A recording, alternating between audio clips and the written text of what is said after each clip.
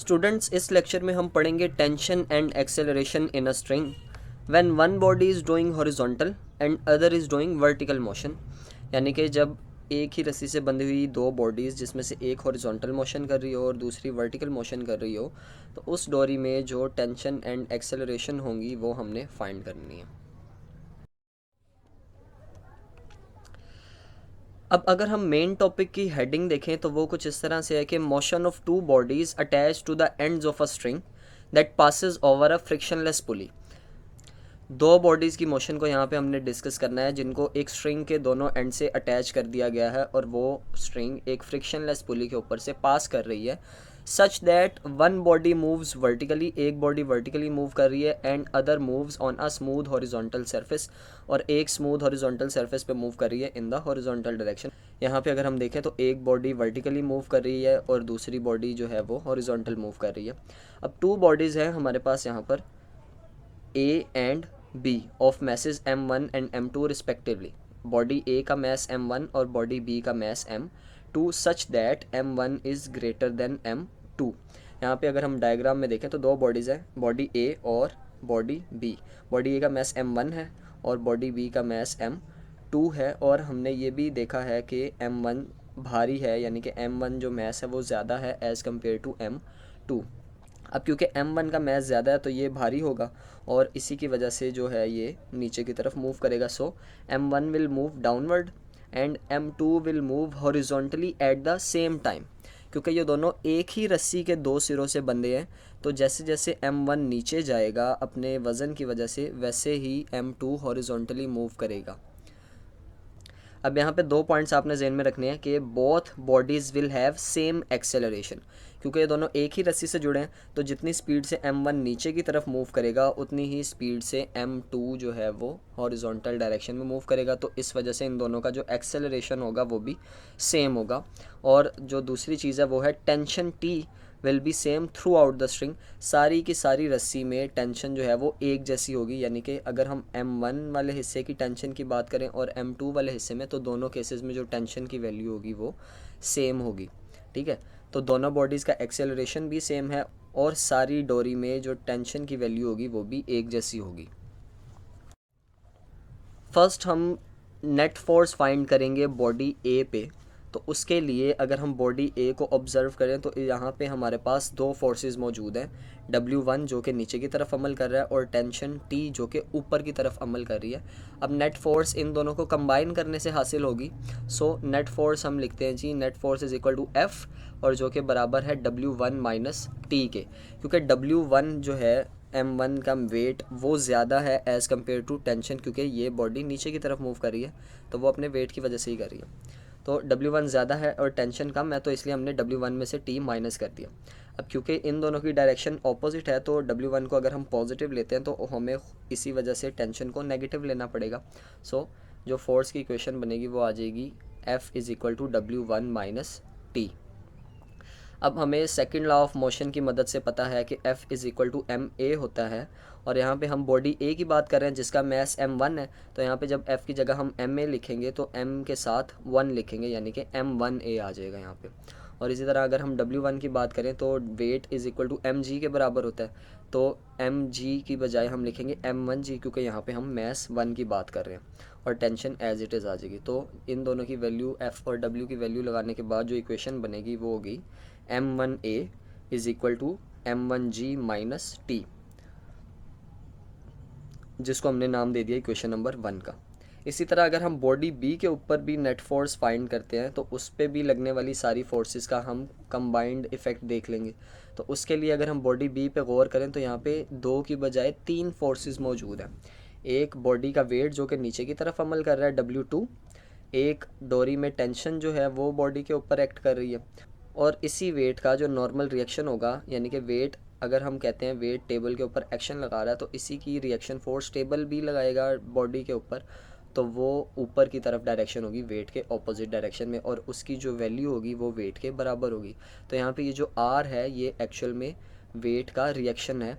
तो टोटल तीन फोर्सेज हैं, एक W, एक R और एक T। तो नेट फोर्स हमने लिख दिया F is equal to T minus W plus R। अब यहाँ पे हमने W को माइनस लिखा है और R को प्लस का लिखा है। यहाँ पे कोई इशू नहीं है, अगर हम चाहें तो W को प्लस और R को माइनस लिख सकते हैं। ये दोनों फोर्सेस जो हैं वो एक दूसरे के ऑपोजिट डायरेक्शन में, तो हम अपनी मर्ज़ी से किसी एक को पॉजिटिव कह सकते हैं और दूसरी को नेगेटिव कह सकते हैं। नॉर्मली हम ऊपर वाली डायरेक्शन को पॉजिटिव लेते हैं, इसलिए मैंने यहाँ पे R को प्लस का लिख दिया, और नीचे वाली डायरेक्शन में हम नॉर्मली वेट जो आ रहा है नीचे वाली डायरेक्शन में जो हमारे पास फोर्स होती है उसको हम नेगेटिव लेते हैं, तो इस वजह से मैंने यहाँ पे फोर्स जो है वेट की उसको माइनस कह दिया। तो tension minus W2 plus R, ये तीनों फोर्सेज आ गई हमारे पास, is equal to net force on body B। अब इसी तरह जैसे हमने ऊपर वैल्यू पुट की थी F की और W की, यहाँ पे भी हम वैल्यू पुट कर देंगे। तो F की जगह आ जाएगा M2A, और T यहाँ पे आया, W ने और R ने एक दूसरे को कैंसिल कर दिया, क्योंकि अभी हमने डिस्कस किया कि इन दोनों की डायरेक्शन ऑपोजिट है और ये दोनों वैल्यू में भी एक दूसरे के बराबर हैं, तो ये दोनों एक दूसरे को कैंसिल कर देंगे और राइट हैंड साइड पे हमारे पास सिर्फ टेंशन की वैल्यू रह जाएगी। So M2A is equal to T, ये हमारे पास आ गई इक्वेशन नंबर 2। ठीक है, अब हमने टेंशन और एक्सेलरेशन दोनों की वैल्यूज़ फाइंड करनी है। तो सबसे पहले अगर हम एक्सेलरेशन की वैल्यू फाइंड करते हैं, तो टू कैलकुलेट एक्सेलरेशन हम क्या करेंगे, दोनों इक्वेशन को ऐड कर देंगे, इस इक्वेशन नंबर 1 को और इक्वेशन नंबर 2 को, क्योंकि यहाँ पे टेंशन की वैल्यू नेगेटिव है और यहाँ पे टेंशन पॉजिटिव है। तो जब हम इन दोनों इक्वेशंस को ऐड करेंगे तो ऑटोमेटिकली प्लस वाली टेंशन और माइनस वाली टेंशन एक दूसरे को कैंसिल कर देंगी। सो जब हम इसको ऐड करेंगे तो लेफ़्ट हैंड साइड से ऐड हो जाएगी, तो इधर आ जाएगा M1A प्लस M2A, और राइट हैंड साइड और इधर की राइट हैंड साइड भी आपस में ऐड होंगी, तो ये आ जाएगा M1G minus T plus T। ठीक है, अब ये प्लस माइनस के T जो थे इन्होंने एक दूसरे को कैंसिल कर दिया, तो सिर्फ रह गया M1G। M1G यहाँ पे सिर्फ हमारे पास बाकी बचा है, और इस साइड पे अगर हम देखें तो M1A plus M2A as it is है हमारे पास। अब हमने क्या करना है कि इन दोनों टर्म्स में से एक्सेलरेशन कॉमन आ रहा है, तो हम एक्सेलरेशन कॉमन ले लेंगे, तो हमारे पास ब्रैकेट में आ जाएगा M1 प्लस M2, और यहाँ पे हमारे पास M1G जो है वो एज इट इज़ आ गया। अब हमने एक्सेलरेशन की वैल्यू फाइंड करनी है, तो उसको अलग करने के लिए हम क्या करेंगे कि ये जो ब्रैकेट है M1 प्लस M2, ये यहाँ पे एक्सेलरेशन के साथ मल्टीप्लाई हो रही है, इक्वेशन की दूसरी साइड पे जब हम इसको लेके जाएंगे तो ये डिवाइड हो जाएगी। So acceleration is equal to आ जाएगा M1G divided by M1 plus M2, या इसको हम ऐसे भी लिख सकते हैं कि M1 divided by M1 plus M2 multiplied by G आप चाहो तो M1 के साथ भी लिख सकते हो और आप चाहो तो अलहदा से भी लिख सकते हो। तो ये हमारे पास जो एक्सेलरेशन का फॉर्मूला आया, इसकी मदद से हम दोनों बॉडीज़ की एक्सेलरेशन फाइंड कर सकते हैं। सेकंड चीज़ जो हमने कैलकुलेट करनी है वो है टेंशन। और अभी अगर हम इन दोनों इक्वेशंस को देखें तो ये जो M1 की और M2 की नेट फोर्स की जो इक्वेशन निकाली थी हमने, इक्वेशन नंबर 1 और इक्वेशन नंबर 2, ये हमने यहाँ पे दोबारा लिखी है, और ये वो वैल्यू हमने लिखी है जो एक्सेलरेशन की अभी हमने पीछे कैलकुलेट की है। ठीक है, अब हमने फाइंड करनी है टेंशन की वैल्यू, तो उसके लिए हम क्या करें, अगर इक्वेशन नंबर 2 में देखें तो टेंशन हमारे पास ऑलरेडी अलहदा है, और यहाँ पे हमारे पास टेंशन बराबर है M2 मल्टीप्लाइड बाय A के, तो A की वैल्यू तो हमने निकाल ली है।